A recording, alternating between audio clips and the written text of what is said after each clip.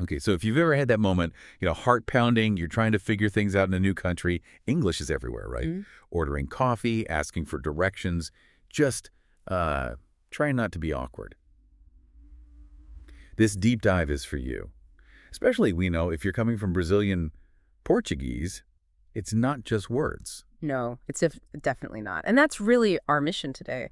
We've got some great source material here. It's like a practical guide, almost. We're not trying to make you Shakespeare. We want practical confidence. So we're going to really drill down into the essential phrases you need, for socializing, shopping, eating out, and finding your way around. Yeah, getting unlost. Very important. And we're going beyond just like the dictionary definitions. We need the why, the cultural bit behind it, so you actually sound natural. Exactly. Makes it feel less like homework and more like, well, just talking, which is the goal. So let's start with the absolute basics. Just connecting with people. Okay. Segment 1. Social connection. Yeah, those simple interactions can be surprisingly stressful. Totally. Like you bump into your neighbor or maybe the landlord, you got to say something. Right. You don't want a 10-minute chat necessarily, but you need that acknowledgement. So phrase 1, the classic, hi, how are you? Simple enough, right? Oi, como você está?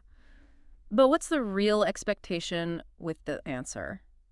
Well, this is where culture comes in, especially in the US and UK. How are you isn't always a deep question. It's more like a signal, a connection. Like a verbal handshake? Kind of, yeah. The sources really stress that the standard reply is quick, light, positive. I'm good, thanks. And you, estou bem, obrigado, e você. So no need to pour your heart out about your bad morning. Definitely not. Keep it moving, keep it light. It avoids putting like an emotional load on the other person. Now, if you hear, how's it going? Or maybe, what's up? Same idea. Okay, so just, it's going well. That works. Perfect. Está indo bem. Yeah. Easy. But there's a slight variation to listen for. If someone asks, what have you been up to? That one. That's often a sign they're actually open to hearing a bit more detail. Ah, okay. So that's like the next level up, usually for people you know a bit better. Exactly. It's like the conversational door just opened a little wider. A subtle thing, but useful to recognize. That is helpful. Okay, what about meeting someone totally new? Like at work or a friend introduces you, right? Phrase 2, nice to meet you, your go-to introduction, prazer em conhecê-lo. And the reply, just as key, nice to meet you too. Our sources say this one is all about, like, muscle memory. Practice it so it just rolls off the tongue. Yeah. Makes sense. Less thinking under pressure. Okay, before I move on, one more quick social phrase, maybe something super safe, good idea, can't go wrong with the weather right, bonus phrase. If it's nice out, what a lovely day, or if it's miserable. It looks like rain today. Something simple, something you both see. Establishes common ground. And the response is usually easy, too. Super easy. You'll often hear just, it sure is, or maybe, I know, right? It's probably the lowest stakes way to just break the ice. Perfect. Okay, let's shift gears from chit-chat to transactions. The supermarket? Ah, yes. Segment 2, mastering transactions. This is where the language anxiety can really spike, I think. Yeah, you're on your own. Stuff looks different. Maybe there's a line behind you. Yeah. You need to be efficient. So, finding stuff. Okay, phrase 3. Excuse me, where can I find the bread? Translation. Com licença, onde posso encontrar o pão? And those first 2 words, excuse me, crucial. Absolutely crucial. It's your polite way in, your signal. You need a moment. Don't skip it. It just sounds abrupt otherwise. Got it. And you mentioned a really specific pronunciation trap here, especially for Portuguese speakers, with bread. Yes, this is a big one. It's bread, short E sound, not braid. Why is that so important? Well, English short vowels can be tricky. That short E in bread isn't quite the same as Portuguese vowels. If you say braid, it sounds like, hair. Like plaited hair. Yeah. Okay, instant confusion. Right. So practice that short, sharp bread. It makes a difference. Okay, bread, good tip. And then the likely answer you'll hear. Something like, it's in aisle 5. That word aisle looks weird. It does. English silent letters strike again. It's pronounced aisle for NES. Aisle. Think of island. Same deal, silent S. It helps to spot those patterns. Aisle just means corridor in a store context. Aisle. Got it. Okay, next essential. Asking the price. Phrase 4. Simple but vital. How much is this? Or, ¿cuánto custa eso? And what if they say the price really fast, like $7.49, and you just miss it? Panic sets in. Don't panic. This is where your safety phrase comes in. Our sources highlight this. Can you repeat that, please? Use it anytime you're unsure. Can you repeat that, please? Good one. Covers a lot of situations. It really does. Buys you a second chance to catch the numbers. Okay, let's add a couple more quick transactional ones because money can be tricky. Sure. Bonus phrase one, always good to know. Do you accept credit cards? Vocês aceitam cartão de crédito? Lifesaver if you're out of cash. And another one at the checkout. Yeah, often the cashier might ask something like, do you need help loading that if you have a lot? Or, very commonly, do you want a bag? Quero uma sacola. Right. And your simple answers are just yes, please, or no thanks. Being ready for that quick question keeps things moving smoothly. Okay, supermarket conquered. Let's move on to eating out, the dining experience. Segment 3. Yeah, if you can handle ordering food confidently, that's a huge boost, isn't it? Definitely feels like a win. So you sit down, you're ready to see the options. Phrase 5. Can I have the menu, please? Translation. Posso ver o cardápio, por favor? And another pronunciation point here. Menu. Yeah, try to get that U sound at the end. Menu, not menu. It just sounds a bit more natural. And always add please. Politeness counts. Always. Okay, now the main event. Actually ordering food. Phrase 6. This is probably the most important one for dining. I'd like a chicken sandwich, please. So, quiero sanduiche de frango, por favor. Cas. And you emphasized, I'd like. Why is that better than just saying I want? Is I want rude? Okay, great question.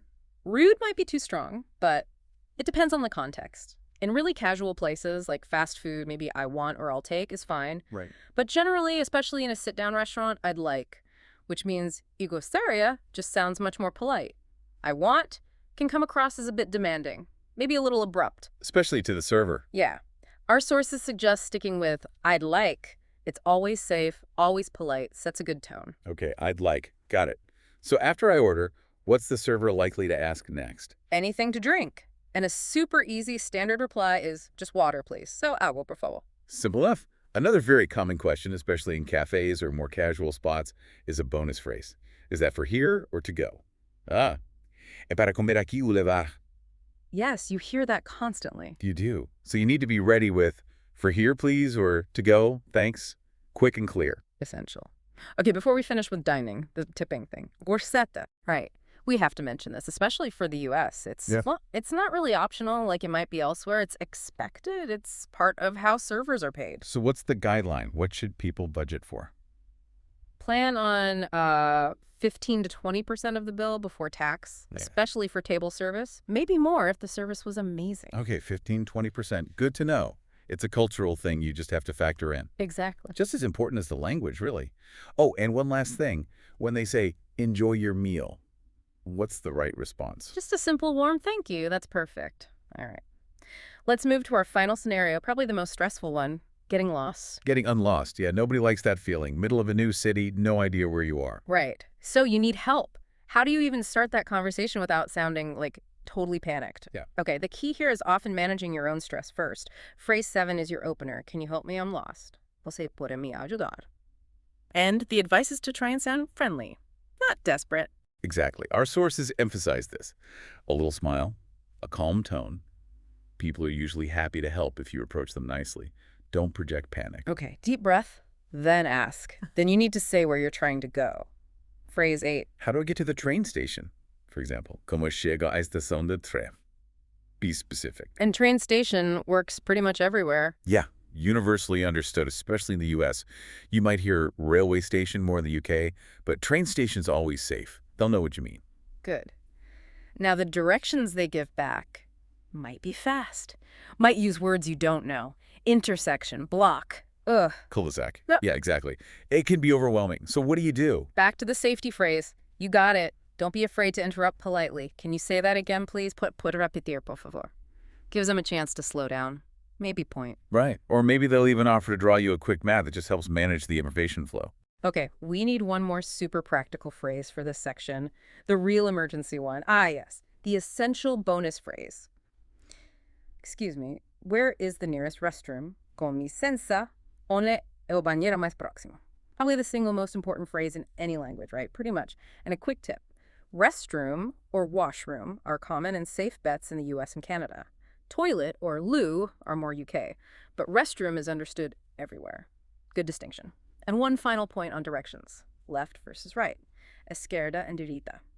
Easy to mix up under pressure. So easy. The advice is practice saying turn left and turn right out loud. get your brain used to hearing them and reacting quickly. It's about that instant recognition when you're stressed. Makes sense. Okay, let's pull this all together. We've covered a lot of ground. We have. We've basically built a toolkit for navigating those key daily situations abroad. Not just phrases, but the why and the how. Right. So let's do a quick recap of the, 13 core phrases. Group them by use. Okay. For social stuff, getting conversation started. Okay. For social stuff, getting conversation started. 1, hi, how are you? Okay. For social stuff, getting conversation started. 2, nice to meet you. 3, and the easy small talk. What a lovely day. Okay. Then for shopping, handling those transactions. Okay. Then for shopping, handling those transactions. 4, excuse me, where can I find the bread? Okay. Then for shopping, handling those transactions. 5, how much is this? 6, the magic safety phrase. Can you repeat that, please? 6, the magic safety phrase. 7, and do you accept credit cards? Then for dining out smoothly. Then for dining out smoothly. 8, can I have the menu, please? 9, the polite order. I'd like a chicken sandwich, please. 10, and knowing, is that for here or to go? And finally, for getting help or finding your way. And finally, for getting help or finding your way. 11, can you help me? I'm lost. 12, asking specifically, how do I get to the train station? 13, and the crucial, excuse me, where's the nearest restroom? Oh, that's a really solid foundation. And remember the practice tips from the sources. Say each one out loud like 5 times. Right. Get it into your muscle memory. Yeah.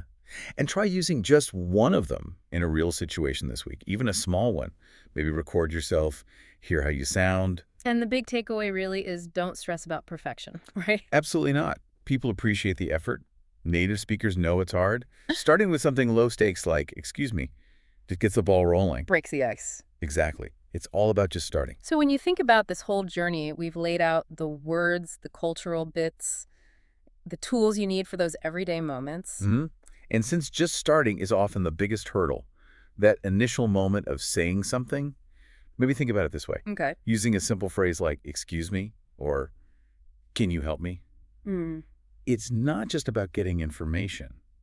It's actually a clever way to manage your own brain power. Well, instead of searching for the perfect unique sentence, you grab a pre-made tool. High utility phrase. It saves mental energy, right? It breaks that initial silence, and it signals you're ready to connect. So maybe that tiny act of asking for help, using that simple phrase, maybe that's real key. It forces you into the practice that actually builds fluency. It's not just prep, it's action.